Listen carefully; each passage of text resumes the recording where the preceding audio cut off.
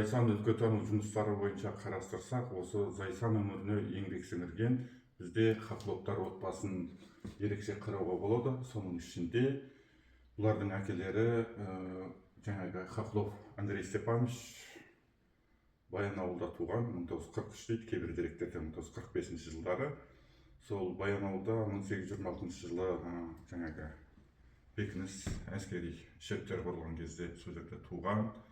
Кейін Омск ерлерге арналған гимназияның жаңағы аударма ісін бітіріп, мемлекеттік қызметке кірген.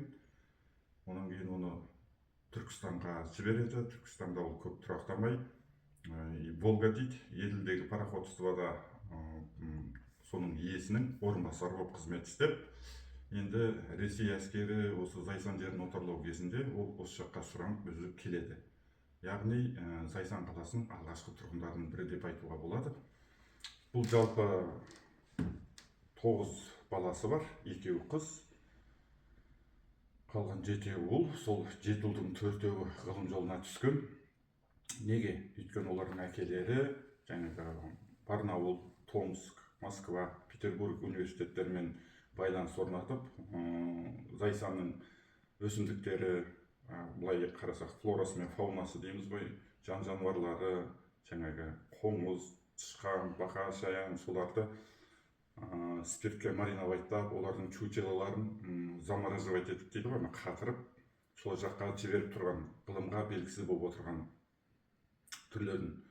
Кейін осы әкесі бір жағынан қарасақ, осы Зайсан жеріне келген Пржевальский, Потанин, атақты Робровский осылармен байланыс орнатқан. Хохловтардың отбасы жаңағы ұлдарына бағдар берген.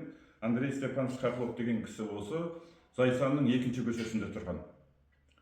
Енді біздің тақырыбымыз болып отырған жаңағы Виталий Хохлов ағамыз осы Зайсан өңірінде табылған қар адамын мөлшермен, ауызша деректермен суреттеп жазған дейді. Мынау жаңағы қар адамының ауыз екі әңгімелерден жергілікті қазақтардан жаңағы түйе сияқты ұйықтайды деп мөлшерлеп салған суреттері.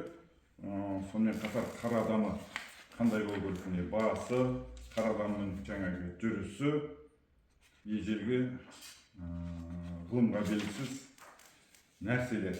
Енді міне жерде Зайсанда тұрған міне Хохловтар отбасының фотосы, жаңағы 7 ұлы, 2 қызы бар.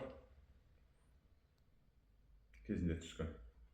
Бұлардың бәрі Орыс географиялық қоғамның құрметті мүшесі. Орыс географиялық қоғамы дегеніміз, қазіргі тілмен айтқанда, Қазақстан Республикасының ғылым академиясымен дәрежесі тең, яғни ғылымға бағытталған. Қарап отырсақ, жақынырақ көруге болады.